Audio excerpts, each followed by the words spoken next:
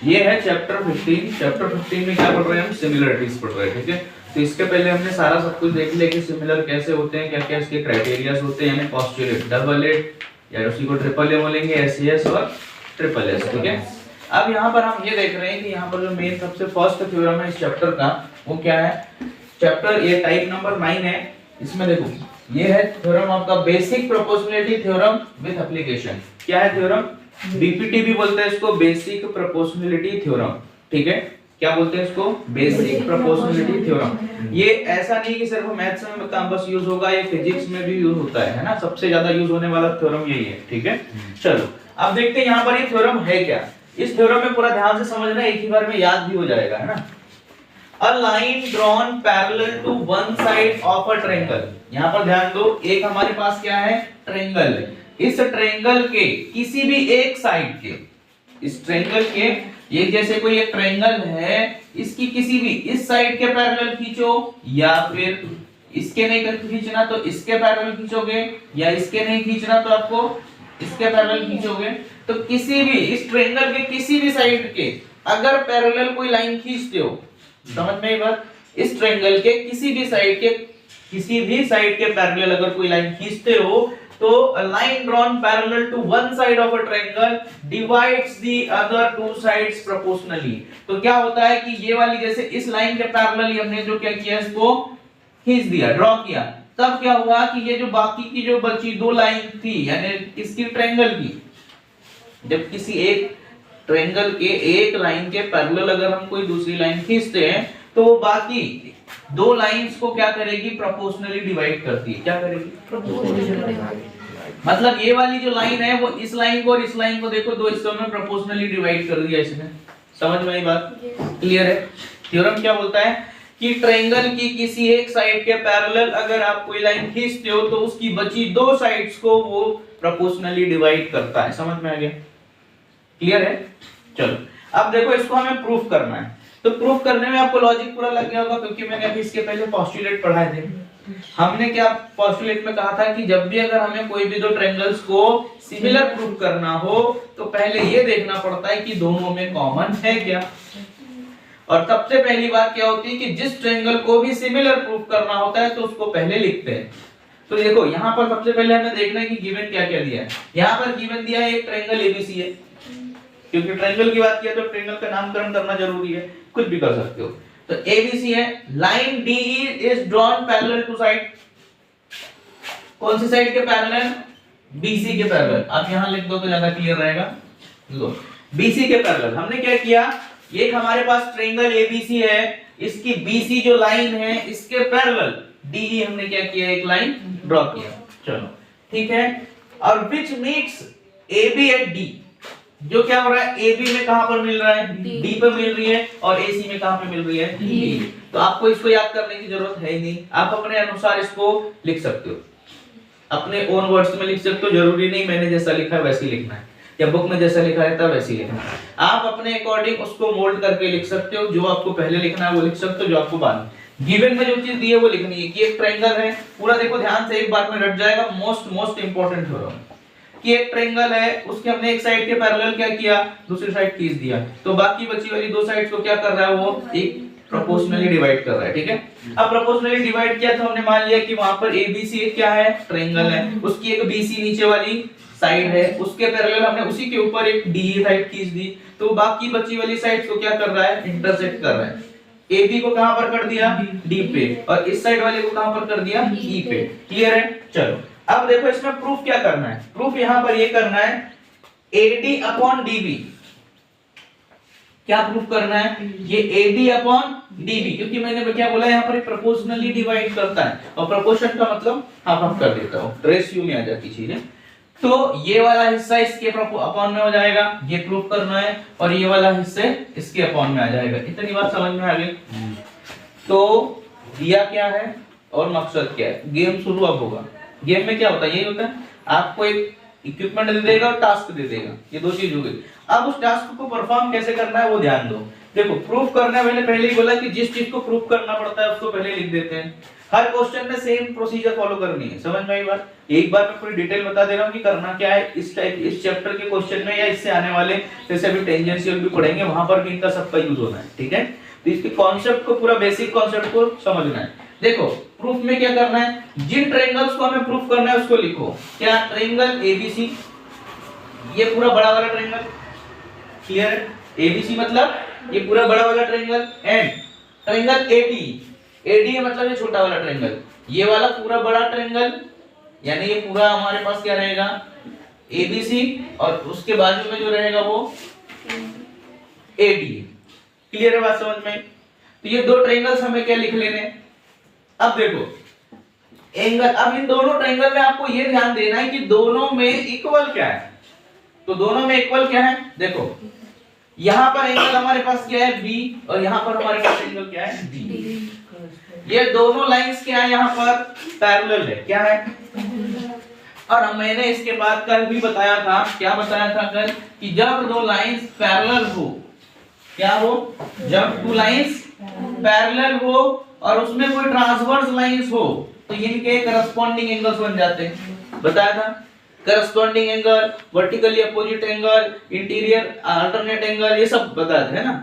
तो यहाँ पर देखोगे आप ध्यान से, तो ये दोनों लाइंस क्या है पैरेलल है, और इसमें एक ये वाली लाइन ट्रांसवर्स का काम कर रही है। तो मतलब क्या होगा, ये दोनों एंगल्स क्या हो जाएंगे, करस्पॉन्डिंग एंगल हो जाएगा। समझ में आ गया, क्लियर है। तो यहाँ पर देखोगे क्या आ जाएगा, चलो यहाँ पर देखो क्या आएगा, angle ABC is equal to angle AD। Clear है बात समझ में। ABC मतलब ABC ये वाला एंगल और ये वाला एंगल, कौन सा वाला एंगल, ये वाला और ये वाला, समझ में आ गया। दूसरी बात, अब देखो जब लेफ्ट साइड ऐसा हुआ तो राइट साइड नहीं होगा, बिल्कुल होगा। तो यहाँ पर भी क्या होगा, ये वाला C एंगल मतलब ACB और ACE दोनों इक्वल हो जाएंगे। अब हमें मिल गया जो चाहिए था, क्या चाहिए, क्या मिला, दो एंगल्स मिल गए हमको, और दो एंगल्स क्या हो गए इक्वल, तो क्या चीज हो जाएगी, वो सिमिलर हो जाएगी। समझ में आ रहा है कि नहीं आ रहा है, क्लियर एकदम परफेक्टली। चलो तो यहाँ पर देखो क्या आ गया हमारे पास। अब तीसरी बात भी देख लेते हैं, तो है ऊपर वाला एंगल देखो A क्या है, दोनों ट्रायंगल के लिए कॉमन है। अगर तीसरा मिलता है तो ठीक है, नहीं मिला तो नहीं भी रखोगे तो चलेगा, समझ में आई बात। तीसरे की बात नहीं भी करोगे तो भी चलेगा, पर ऐसा है उसका परिवार है तो करना पड़ेगा। तो BAC है, अब यहाँ पर एंगल A और एंगल A, BAC देखो एंगल A भी लिख सकते थे, लेकिन क्या है इनका नामकरण करना जरूरी है ना। तो यहाँ पर कैसे, BAC है तो हमने क्या लिखा, BAC लिखा और DEA लिखा, है ना। किसका A, मतलब लड़का थे पर किसका, तो बताना पड़ेगा, है ना। अरे किसी का लड़का होता है ना, क्या कोई भी लड़की हो लड़का हो, पर किसका लड़का ये भी बताना है। तो यहाँ पर एंगल A बस नहीं बताएंगे, वो कहां से आ रहा है ये भी बताना है, यानी किसको लेकर के हम एंगल A बना रहे हैं। याद रखना ये चीज कब बताई जाती है, जब आपके पास दो क्राइटेरिया हो, ये इंपॉर्टेंट होता है। एंगल A और एंगल A लिखोगे तो वो इंपैक्ट अलग देता है ना। जैसे एक बैड वर्ड होते हैं हमारी लैंग्वेज में और एक अच्छे वर्ड होते हैं, है ना। अब तुम बोलो और आप बोलो, दोनों में डिफरेंस है, पर इंग्लिश में मीनिंग तो यूं ही बोलते हैं, मतलब समझ में आ रही बात की नहीं। पर अगर आपने तुम बोले तो इम्पैक्ट अलग डालेगा और आप बोले तो इम्पैक्ट अलग डालेगा। तू बोल दिया तो और खतरनाक वैसा है, वैसे यहाँ पर भी है ना। तो मैथ्स में भी एटिकेट्स होते हैं। हाँ चलो अब देखो इन तीन क्राइटेरिया के हिसाब से क्या होगा, ट्रायंगल ABC क्या हो गया, सिमिलर हो गया किसके, ट्रायंगल AD। इतनी बात तो समझ में आ गई, पोस्टुलेट हमने लगा दिया ट्रिपल A, खत्म, रट गया। चलो अगला देखते हैं। अब जब सिमिलर हो जाएगा तो इसके पहले मैंने क्राइटेरिया बताया था कि जब दो ट्रायंगल सिमिलर हो जाते हैं तो साइड्स विल बी प्रोपोर्शनल। तो ये मैंने थ्योरम का थोड़ा सा हिंट भी लिख दिया है कि corresponding angles of corresponding sides of a similar triangle are proportional. ठीक है, ये थ्योरम आपको मेंशन ऐसा करते जाना है, वहां थ्योरम नंबर 1 नहीं लिख के आना है, अकॉर्डिंग टू थ्योरम नंबर 1। ठीक है, ऐसा नहीं लिखना है, वहां पर आपको उसका शॉर्ट फॉर्म में थोड़ा सा लिख देना है कि हां भाई इस कारण से हम इसको फलाना ले रहे हैं। यहां पर पूरी चीज पता है कहने का मतलब, जैसे हम कोई प्रोजेक्ट बनाते हैं तो उसमें रेफरेंस चीजें लिखते हैं ना, बस यहाँ रेफरेंस डालना है। इनको रीजन, ये स्टेटमेंट है और ये रीजन है। ठीक है, तो स्टेटमेंट कहां से लाए हो उसका रीजन होना चाहिए। जैसे जो वकील होता है केस लड़ता है तो केस में वो साइटेशन देता है, समझ गए, मतलब कि फलाने केस में फलाने वाले फलाने केस में ऐसा हुआ था तो हमें भी ये रिपीट चाहिए, समझ गए? बस केस यहाँ पर भी वैसे ही लड़ना है। केस में भी यही चीज होती है ना, इसी केस का हवाला दिया जाता है कि मतलब उस केस में उसको रियायत मिली थी तो हमें भी इस केस में चाहिए। बस यहाँ पर भी इस थ्योरम में ऐसा हुआ था तो ये भी बोल रहा है हमें भी यहाँ ये चाहिए। समझ गए? चलो, तो यहाँ क्या होगा, A B upon A D लिख दिया हमने। अब यहाँ पर देखोगे पूरा प्रोपोर्शनल जब होता है तो डिवाइड नहीं होता।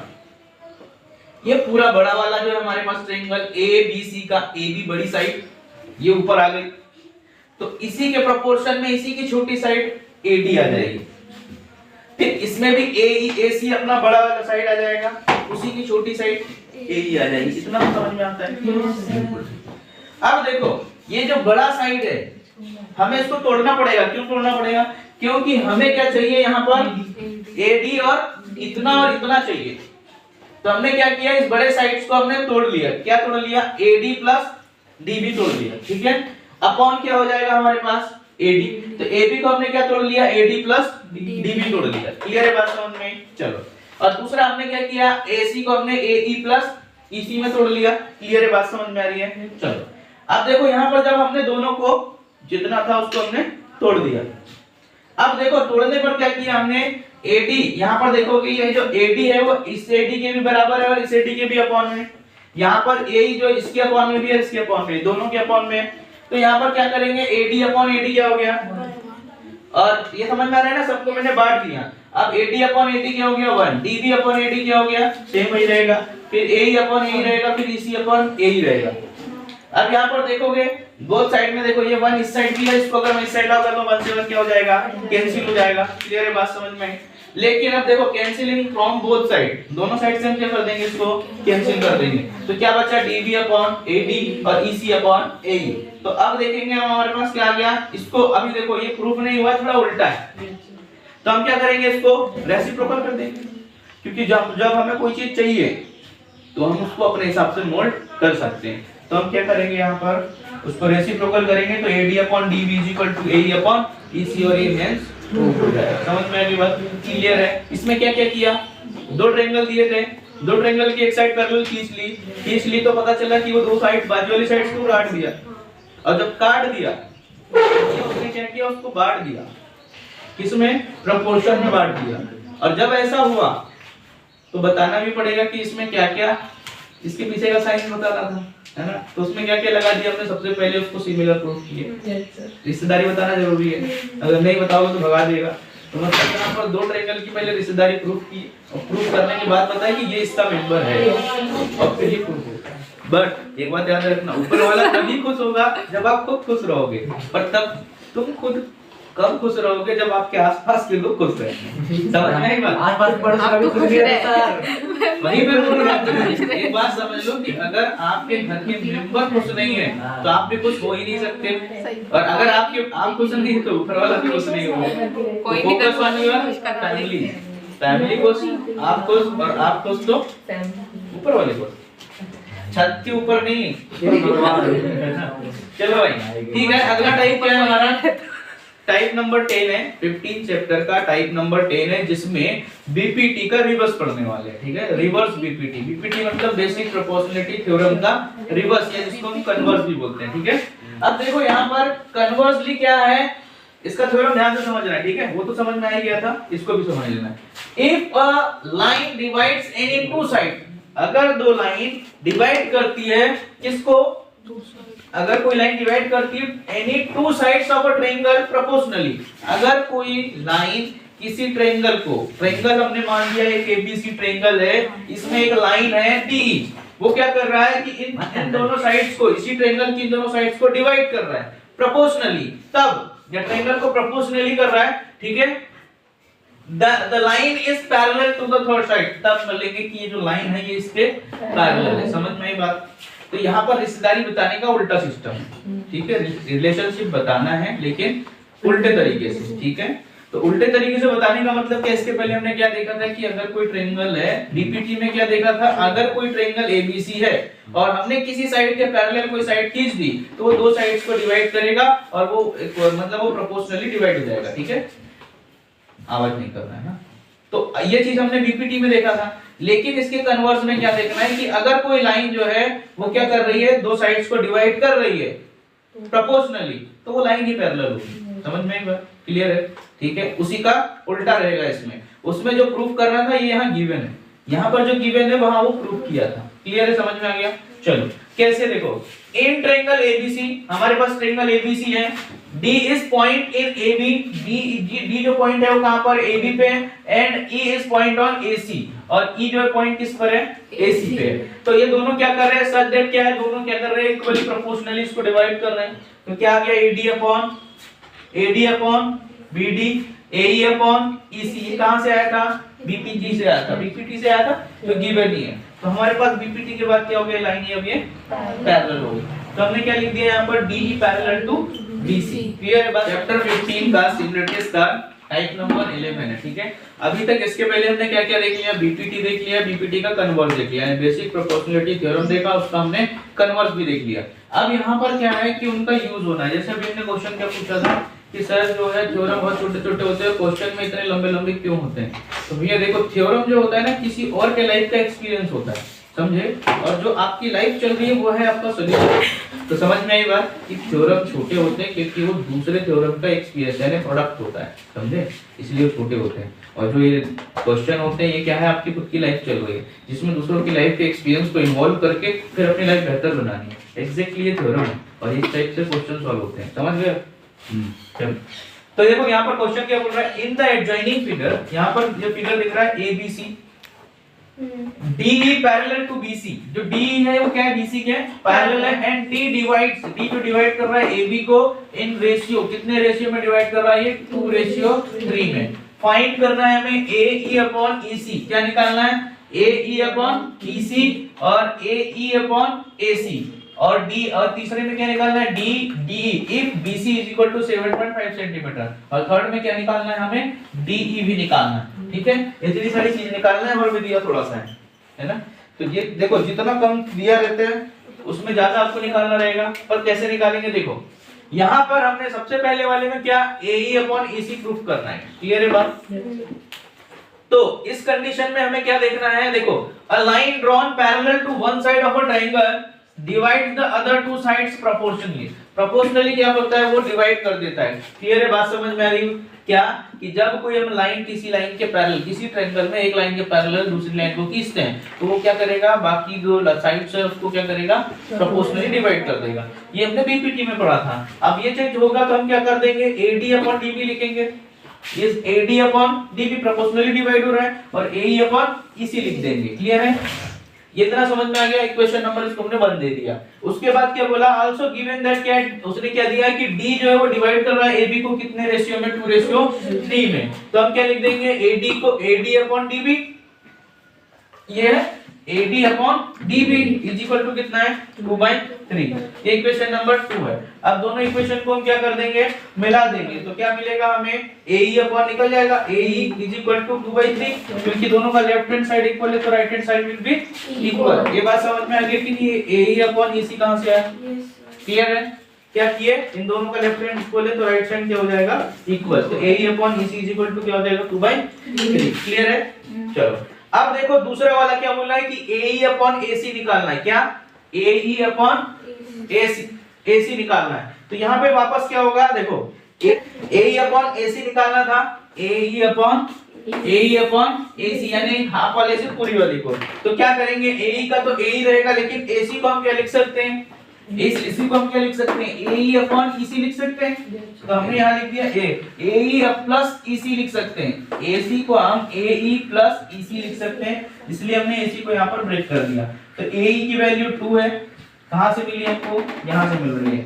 AE कहाँ गया हमारा, ये AE की वैल्यू हमें 2 मिल रही है, और EC की वैल्यू हमारे पास 3, दोनों को पुट कर दिए, और AE हमारे पास ऑलरेडी है, ये 2/5 आ गया। तो दूसरा वाला भी प्रूफ हो गया। क्लियर है, फाइंड हो गया। अब देखो थर्ड में क्या, DE निकालना है। अब DE निकालना है, ये वाला निकालना है। If BC is equal to हमारे पास कितना दिया हुआ है, 7.5 सेंटीमीटर, तब क्या करेंगे हम, देखो AD अपॉन AB, यहाँ पर देखो हमारे पास दोनों ट्रायंगल क्या सिमिलर है, और सिमिलर है तो ऑल साइड्स प्रोपोर्शन में चली जाएगी। ठीक है, तो यहाँ पर क्या होगा, AD upon AD upon AB, AE upon AC यानी D, ऐसा भी लिख सकते हैं आप, DE अपॉन क्या होगा BC और AE अपॉन AC, तीनों साइड्स प्रोपोर्शन में लिख देंगे। अभी तक हम दो ही लिखते थे क्योंकि दो की जरूरत थी, लेकिन हमें यहाँ तीसरी निकालनी, इसलिए हमें ये वाली भी लिखनी पड़ेगी। अभी तक हम इन दोनों को बस लिखते थे, अभी तीसरी को भी लिखेंगे, ठीक है, क्योंकि इसी को हमें निकालना है। तो अब देखो AD अपॉन AB है और DE अपॉन BC है, तो हम इन दो को लेकर चलते हैं, ठीक है, इसकी कोई जरूरत नहीं है, इसकी जरूरत नहीं है, हम इन दोनों को लेकर के चलेंगे। अब यहाँ पर दोनों को लेकर चलेंगे तो DE हमारे पास नहीं दिया, BC की वैल्यू 7.5 दिया हुआ है, ठीक है, और AE अपॉन AC हमने निकाला हुआ है, AE अपॉन AC कितना निकाला है हमने, 2/5 निकाला, ये हमने यहाँ लिख दिया। 7.5 इधर जाके मल्टीप्लाई हो जाएगा क्योंकि हमें D फाइंड करना है, तो ये कितना हो जाएगा 15/5 मतलब 3। तो हमारे पास D की वैल्यू कितनी आ गई है यहाँ पर 3 सेंटीमीटर। समझ में आया कि नहीं बताओ, क्लियर है? क्वेश्चंस इसी टाइप से आएंगे और ये इनके आने की संभावनाएं हैं।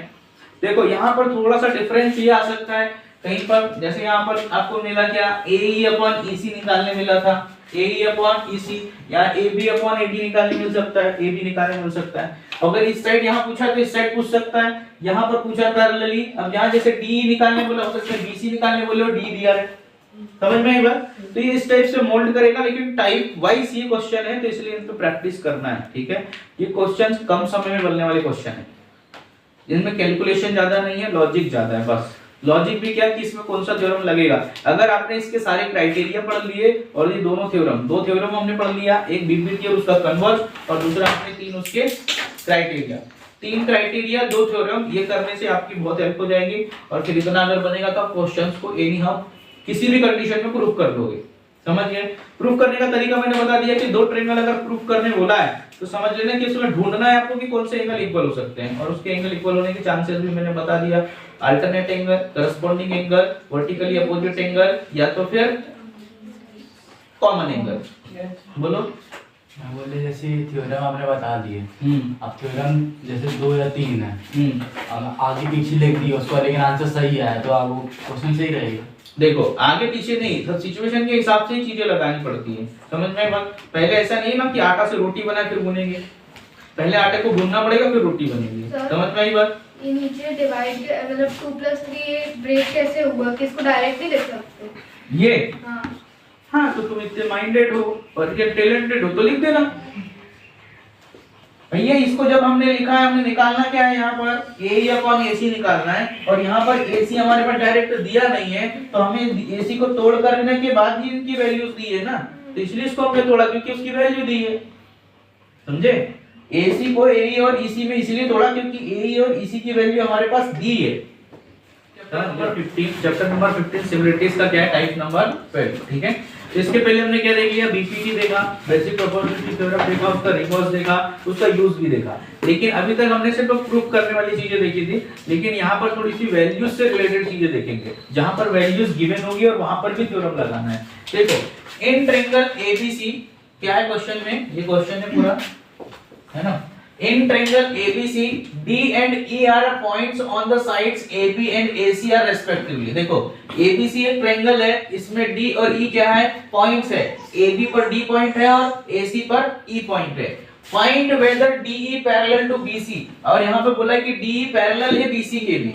अब इस कंडीशन में क्या है कि हमारे पास गिवन क्या क्या है, देखो हमारे पास दिया है उसने AD is equal to 3 centimetre, मतलब AD की वैल्यू दिया है, BD की वैल्यू दिया है 4.5 सेंटीमीटर यहाँ पर, और फिर AE की वैल्यू दिया है 4 सेंटीमीटर, और AC की वैल्यू दिया है पूरी 10 सेंटीमीटर। क्लियर है? दूसरा क्या है हमारे पास, अब यहाँ पर देखेंगे तो AB दिया है हमारे पास, फिर 7 सेंटीमीटर, BD दिया हुआ है, और फिर AE दिया हुआ है, फिर CE दिया हुआ है। तो यहाँ पर देखो, तो बोलोगे सर कि यहाँ पर एक ही चीज की दो बार वैल्यू क्यों दी है, यहाँ भी AE दिया है, यहाँ भी AE दिया है, तो यहाँ पर क्या प्रूफ ये करना है, ये लिखा है find whether DE parallel to BC।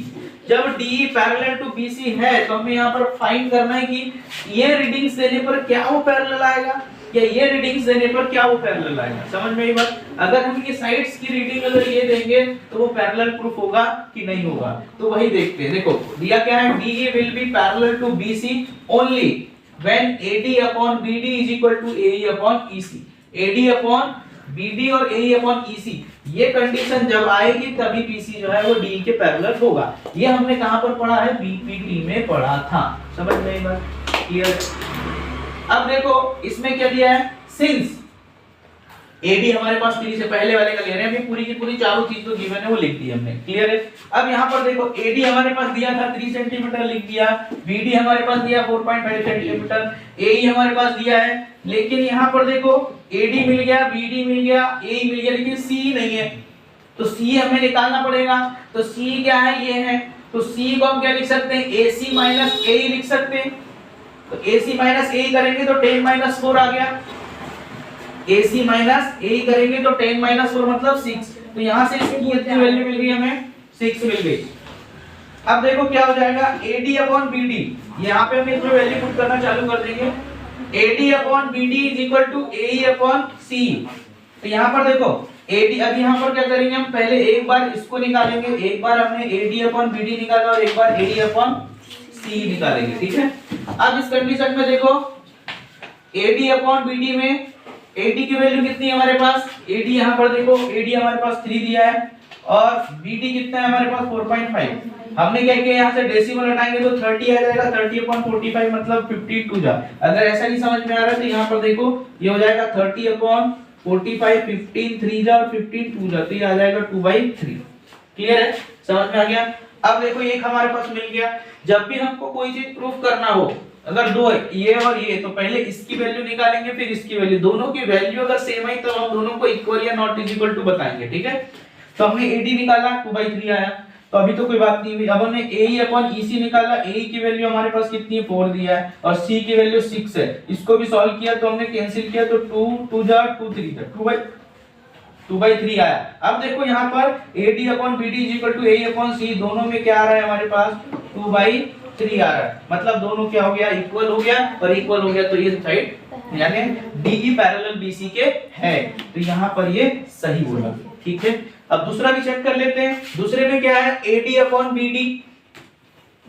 अब दूसरे वाले में हमें चेक करना है, इसमें सेम चेक करना है, तो यहाँ पर भी हम क्या निकालेंगे? AD अपॉन BD निकालेंगे। जो यहाँ पर निकाला है हमने इसी को देखना है, ये मेन फोकस किस पे रखना है आपको? इस पर, इसी में देखना है। पहले AD अपॉन BD निकाल लेंगे, फिर AE अपॉन CE निकालेंगे, तो रीडिंग्स अलग आएगी, ये वाली रीडिंग्स रखनी है, ठीक है। इसके लिए ये वाली रीडिंग्स रखनी है, क्लियर है बात समझ में? पहली रीडिंग रखते हैं उसमें तो आ गया, दूसरी रीडिंग रखते हैं तो AD को क्या लिख सकते हैं? इसमें AD को क्या लिख सकते हैं हम? AD हमारे पास वैल्यू नहीं दी है इसमें AD की वैल्यू नहीं है, तो AD अगर हमें निकालना है तो हम AB माइनस क्या कर सकते हैं? BD माइनस कर सकते हैं। AD पूरा AB माइनस AD, तो हमारे पास क्या है? AB माइनस BD, ये दिया है हमारे पास और ये पूरा दिया, तो हम ये निकाल लेंगे।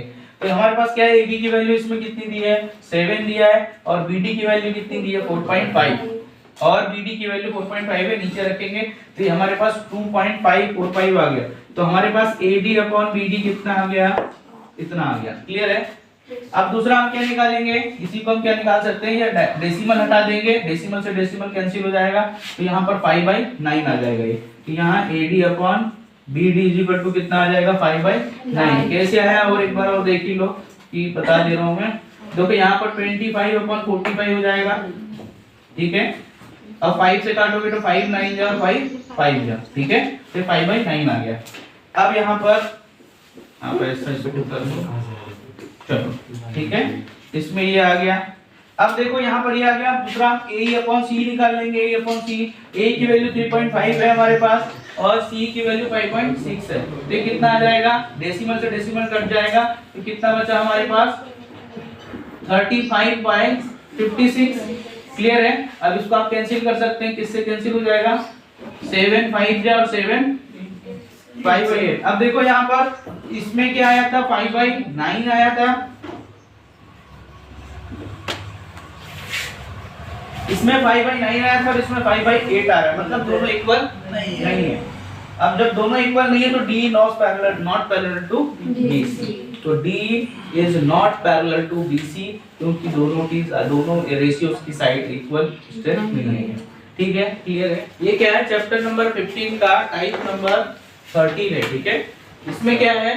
देखो अभी तक हमने क्या देखा था, इसका बीपीटी कन्वर्स देखा था, उसके बाद में उससे रिलेटेड हमने वैल्यूज को फाइंड करने वाले क्वेश्चंस को देखे थे। अब देखो इसमें क्या बोल रहा है, ये type number 13, in the given figure AB parallel to EF parallel to CD, तीन चीजें जो है यानी तीन लाइंस क्या है एक दूसरे के पैरेलल है।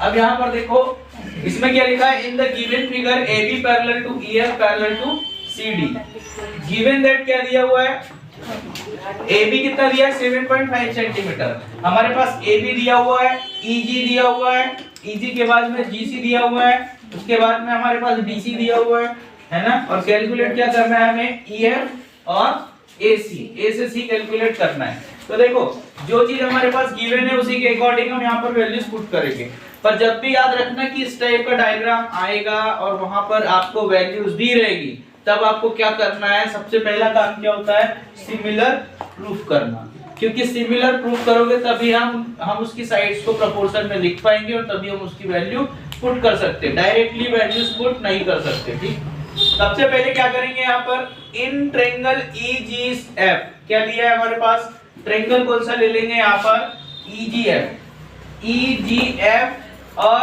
CGD। ठीक है, यहाँ पर देखोगे तो ये दो चीज हमने ले ली, दो ट्रायंगल्स को ले लिया, क्योंकि इसके अलावा भी हमारे पास क्या है, सिमिलर प्रूफ करने के लिए कुछ नहीं लिया है। तो यहाँ पर हमने क्या किया, ये वाला ट्रायंगल और ये वाला ट्रायंगल, ये दो ट्रायंगल हमने यहाँ पर ले लिया।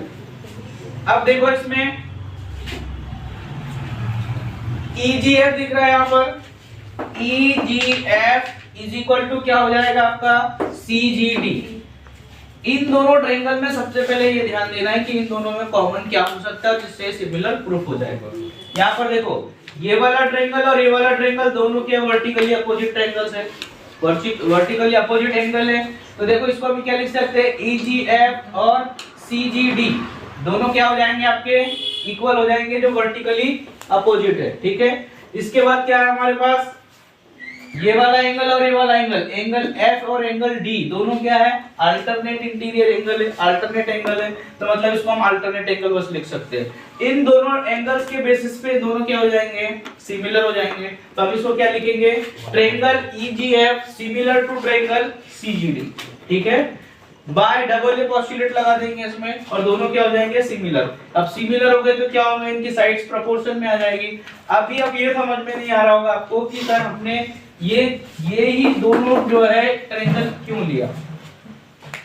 तो इन दोनों ट्रायंगल को लेने का उद्देश्य क्या है, यहाँ पर देखो EF और DC है, EF हमने निकालना है और DC हमारे पास दिया है और EG हमारे पास यहाँ पर दिया है और GC भी दिया है। हमें ऐसी चीजें देखनी पड़ती है कि जिसमें से तीन दिया हो और एक निकालना हो। ठीक है, तो यहाँ पर इसके अलावा हमारे पास देखो कौन से दो ट्रायंगल्स है जिनकी साइड्स हमारे पास गिवन है। देखो AB हमारे पास यहाँ पर दिया है, ठीक है, AB भी दिया है, EG दिया है हमारे पास, ठीक है, उसके बाद में GC। अगर ज्यादा है तो हम इसमें वैल्यूज भी पुट कर सकते हो, जैसे AB की वैल्यू कितना दिया हुआ है 7.5 दिया है, EG की वैल्यू हमारे पास कितनी दी हुई है 2.5, GC कितना दिया है 5, DC कितना दिया हुआ है B से C 9 और बस, और EF और AC निकालना है। तो EF निकालना है और AC निकालना है। तो हमारे पास देखो EF के लिए ये हमारे पास EF निकालना है, तो इसके पैरेलल में ये वाला दिया हुआ है। ठीक है, अब देखो इसमें हमने क्या किया, ज्यादातर हमारे पास वैल्यूज यहाँ पर दी है, क्योंकि ये वाली भी साइड नहीं पता हमें, ये भी साइड नहीं पता, तो दोनों चीजें मिसिंग है, तो ये वाला ट्रायंगल हम इंक्लूड नहीं कर सकते। हम यहाँ पर ये वाला ट्रायंगल और ये वाला ट्रायंगल इंक्लूड करेंगे। ठीक है, इससे हमने यहाँ ले लिया, दोनों को हमने क्या किया, सिमिलर प्रूफ कर लिया। अब सिमिलर प्रूफ करने के बाद क्या किया हमने, इसकी साइड्स को प्रोपोर्शन में लिख लिया। अब देखो क्या हो गया यहाँ पर, EF upon DC is equal to EG upon GC। EF क्या है हमारे पास, EF अपॉन DC हो गया, इसके अपॉन में ये हो जाएगा, और हमारे पास EG जो है वो इसके अपॉन में GC हो जाएगा। दोनों को हमने corresponding part of similar triangle are proportion लिख लिया।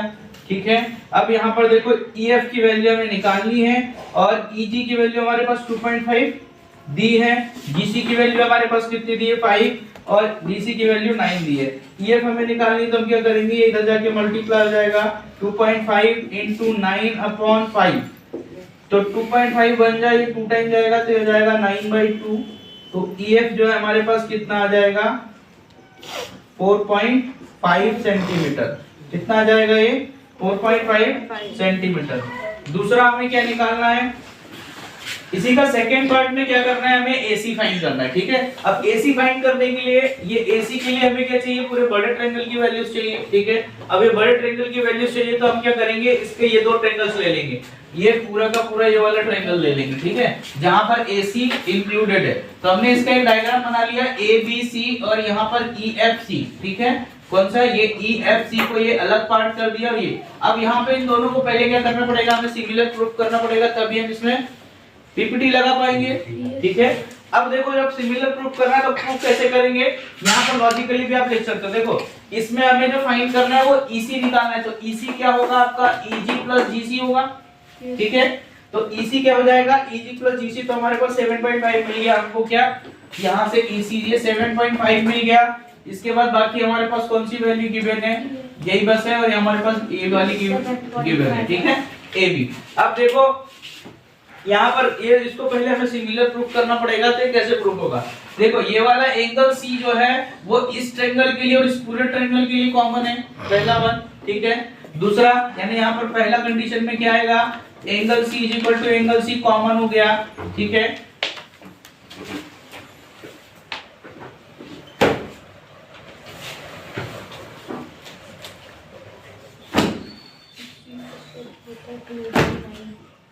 दूसरा देखो यहाँ पर एंगल C दोनों में कॉमन है, ये वाला देखोगे इसके यहाँ पर क्या है, ये दोनों पैरेलल लाइंस हैं, तो ये करस्पॉन्डिंग एंगल्स होंगे। तो angle A is equal to angle C हो गया आपका, angle A is equal to angle E, क्योंकि ये करस्पॉन्डिंग एंगल है। ठीक है, और उसके बाद आपका angle B is equal to क्या हो जाएगा, एंगल F, ये भी क्या है आपका करस्पॉन्डिंग एंगल है। ठीक है, तो इन तीनों कंडीशंस की वजह से क्या हो जाएगा आपका triangle ABC similar to triangle EFG हो जाएगा बाय ट्रिपल ए। समझ में आई बात, कि इसमें तीन चीजें मिल गई है जो डायरेक्टली PPT को रिप्रेजेंट कर रहा है। ठीक है, तब यहाँ पे साइड्स हम प्रोपोर्शन में लिख लेंगे, कौन कौन सी साइड लिखेंगे, जो हमें निकालना है उसको तो लिखना ही है। AC लिख दिए, AC अपॉन क्या आ जाएगा, इस पूरे AC के अपॉन में EC आ जाएगा, और AB के अपॉन में हमारे पास EF आ जाएगा। हम वही साइड्स को लेंगे जिसकी वैल्यू दी हुई है। समझ में आई बात, यहाँ पर AC की दी है इसलिए यहाँ पर आधी दी है, तो इसलिए ये वाला साइड लेंगे, और A भी दिया है इसलिए इसके प्रोपोर्शन वाली साइड ले लेंगे। ठीक है, अब यहाँ पर देखो हमने AC अपॉन EC है, तो EC की वैल्यू कितनी दी हुई है, और EC की वैल्यू हमारे पास कितनी है, E से C की 7.5 है, और यहाँ पर AB की वैल्यू कितनी है, 7.5 है, और 4.5 हमारे पास क्या है, EF है। EF की वैल्यू कितनी है, 4.5 है, जो हमने यहाँ पर निकाला है, पहले वाले में EF की 4.5 निकाला हुआ है। ठीक है, अब यहाँ पर देखो सॉल्व करेंगे, AC हमें निकालना है, तो ये नीचे से इधर चला जाएगा, तो यहाँ पे आ जाएगा AC is equal to 7.5 into 7.5 upon 4.5। ठीक है, अब यहाँ पर क्या करेंगे अपन, इसका डेसिमल हटा के डायरेक्ट मल्टीप्लाई भी कर सकते हैं, डेसिमल हटा भी सकते हैं। डेसिमल हटा दो, यहाँ आ जाएगा 75 इंटू 75 अपॉन 45 इंटू 10, एक डेसिमल से एक डेसिमल कैंसिल हो गया। ठीक है, अब यहाँ पर क्या 5 से आप कैंसिल कर दो, 5 9 जा, 5 1 जा, 5 3 जा, 5 जा, फिर 5 से हो गया आपका, फिर ये 5 2 जा हो गया, और ये 5 से फिर 5 जा, टोटल कितना आ गया हमारे पास 15 इंटू 15 अपॉन 9 इंटू 2, तो AC हमारे पास आ जाएगा 225 अपॉन 18। बाकी आप इसको कैलकुलेट करके सॉल्व आगे भी कर सकते हो, डेसिमल में आएगा। ठीक है, बाकी आप उसको आगे कर लेना। तो ये हमारे पास क्या आ जाएगा, ठीक है, समझ गए।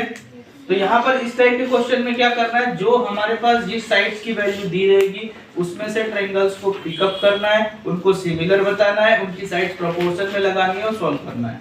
ठीक है, क्लियर है, समझ में आ गया।